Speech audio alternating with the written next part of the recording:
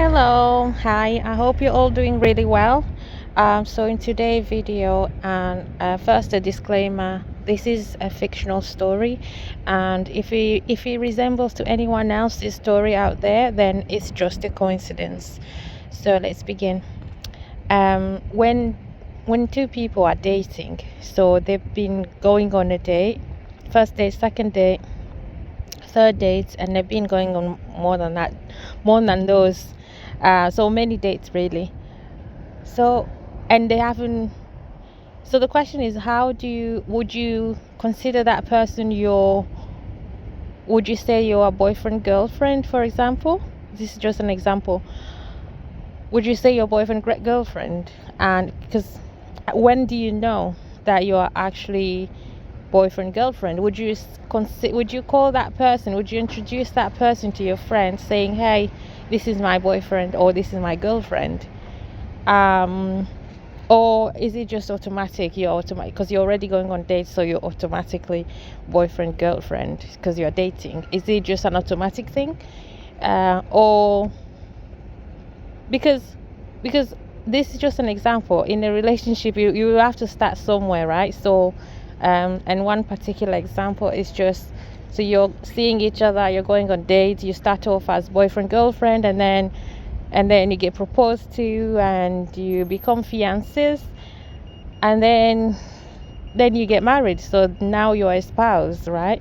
So traditionally that's how things are. So your boyfriend girlfriend, then your fiancés, then you're married, right?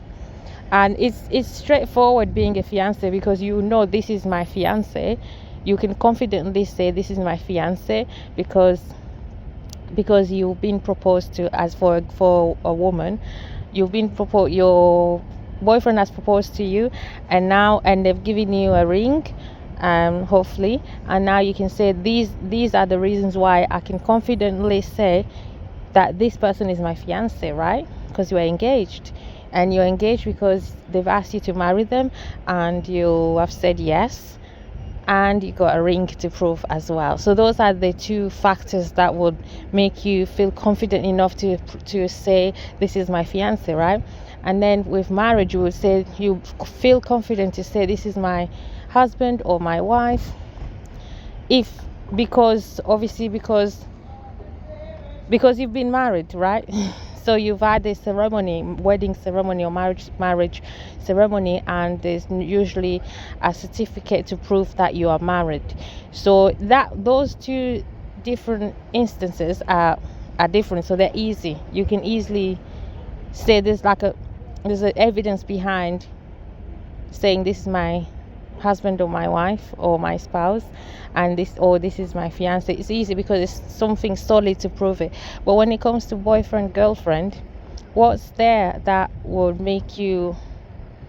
prove that this is actually my boyfriend, or this is my girlfriend? What's there that will prove that? Is it because you've been going on dates? Going on dates equal you are boyfriend girlfriend? Or could you be going on dates with someone and they're still seeing someone else, they're still in another relationship? Or could you be seeing more than one person? Could you be going on a date with someone and that person is actually going on a date with someone else, like multiple dates with different people? Like, when do you say this is my boyfriend, this is my girlfriend? Like, do you have to sit down and have a conversation about it after having been on a few dates or multiple dates, and then you sit down and say, listen, so are we boyfriend or girlfriend? I don't know if it's an immediate thing or an automatic thing to just think, yeah, you are now boyfriend girlfriend. And just because you're going on a date with someone, does that mean you should stop seeing other people and just concentrate on that person? So there are a lot of things to talk about when it comes to dating someone. So I think it's crucial to have a conversation when you're seeing someone or when you're going on dates with someone, depending on what you both want out of what is happening out of that. So just because you're going on dates, it doesn't for some people it doesn't automatically mean you want a long-term relationship or with that person, or you want or you want to be you want that to be your person, right? I mean, it's still, when you're still dating, it's a very early stage of a relationship, if there's going to be one. But at the same time, I mean, when you are dating someone, what's the reason for? I mean, for some people, the reason that they would even go on a date with someone, for some people, would be because they want a relationship. They want to be in a relationship. They're looking for someone.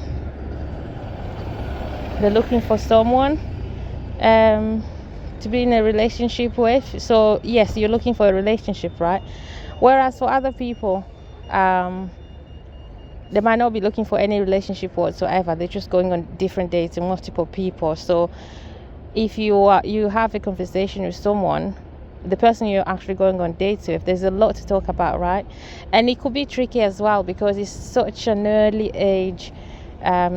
stage in dating world. For example, you don't want to talk about every single thing just yet, because you don't know what the other person wants. But I think it's crucial to ask what each person wants. What do you want?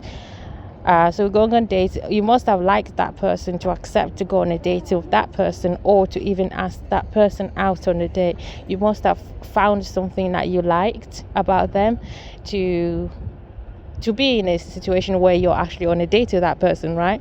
So, and you just want to find out more about that person. And part of finding out more about someone that you're on a date with is just talking about things, talking about what you want.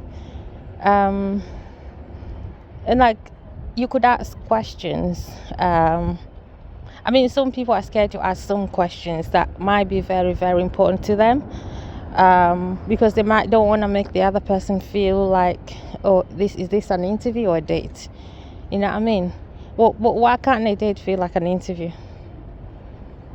Why? I mean, if you're asking so many questions, I know in like an interview, that's where it's all about questions and answers, right?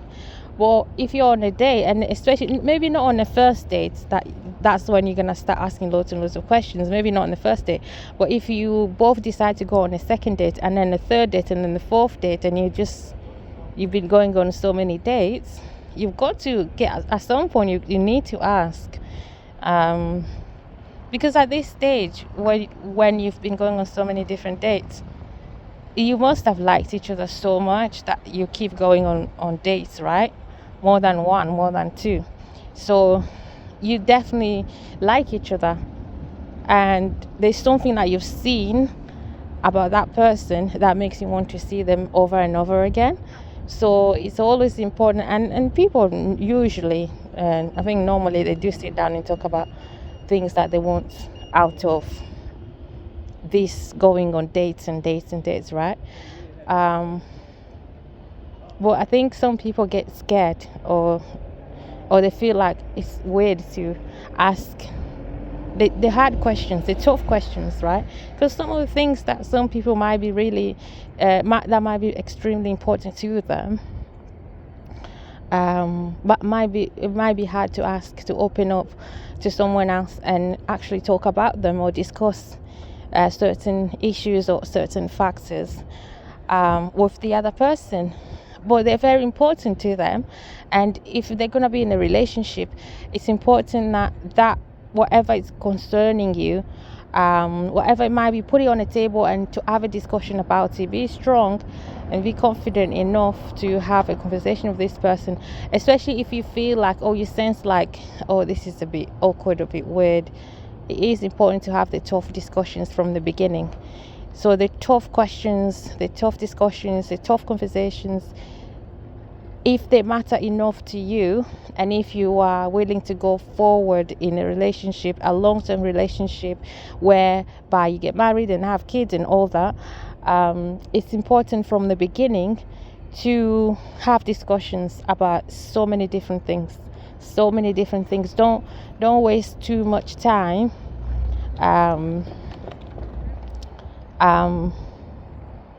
and just not talking about things. Because if you, after a year, after 2 years of dating, after 3 years, after 4 years, you're still dating, that means you're still together and you've decided to be just with each other and not seeing other people. Then that means you're committed, right? So it's a commitment you've made, and there's a reason behind that commitment. So, and it's a good thing, right? It means you like each other enough, you are interested in that person to want to spend your time with them, to spend energy and resources on that person, right? So it's always important to talk about so many different things, because lack of communication is always the problem in any relationship, not just marriage. Lack of communication is always a bad thing. It's never a good thing.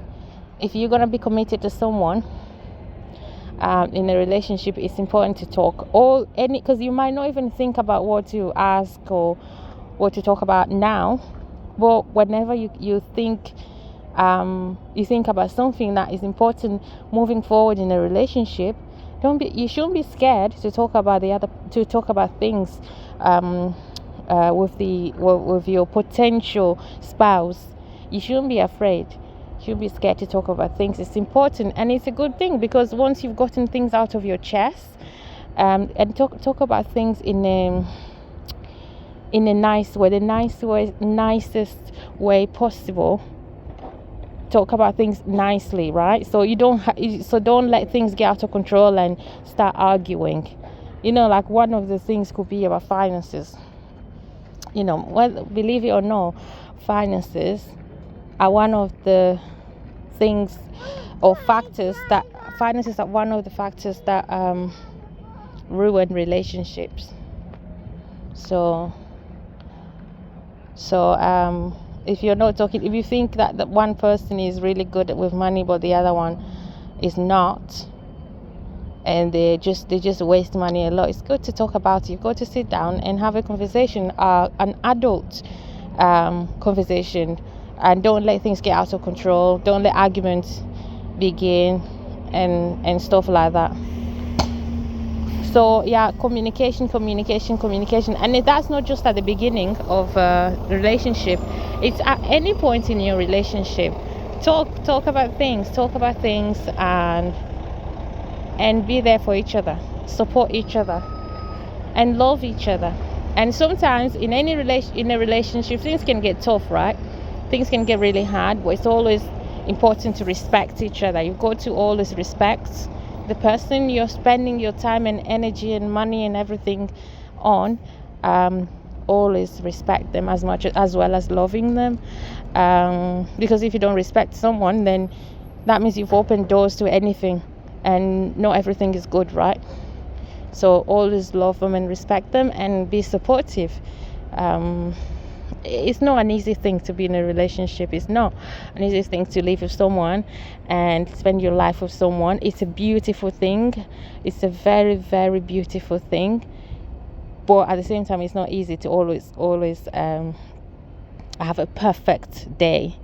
Some days will be difficult, but it doesn't mean you have to argue. It's always important to communicate, talk about things, even though they feel so heavy, like so hard, like you're not looking forward to having this conversation.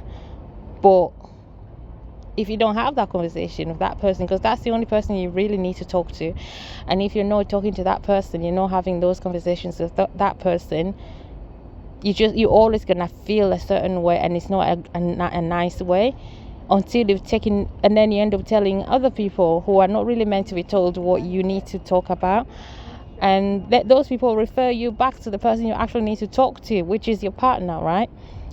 So you could just have to pick up the strength to do it, and the fact, and when it should feel easy to come to the person you're with, your partner, and talk about things. It should feel easy. It shouldn't feel weird. You should feel like you're welcome to discuss anything with your partner. Otherwise, what kind of partner do you have? If you don't feel welcome to talk about anything, if you don't feel like you can actually talk about anything with that person, that's not a good thing. You should always feel easy, like they're welcoming you anytime with anything, just talk. You should feel welcome at any time, and it should be vice versa, the other way around, not just one-sided. It should be both-sided. You should all make each other feel like you can come to me with anything and we can talk about it, and it's fine. And I won't, it's fine as long as we talk about it. That's good. It's a good thing. It's something that you welcome to talk about. So I'm gonna end this video here, and thank you for listening, and I will see you in the next video. Thank you so much. Bye.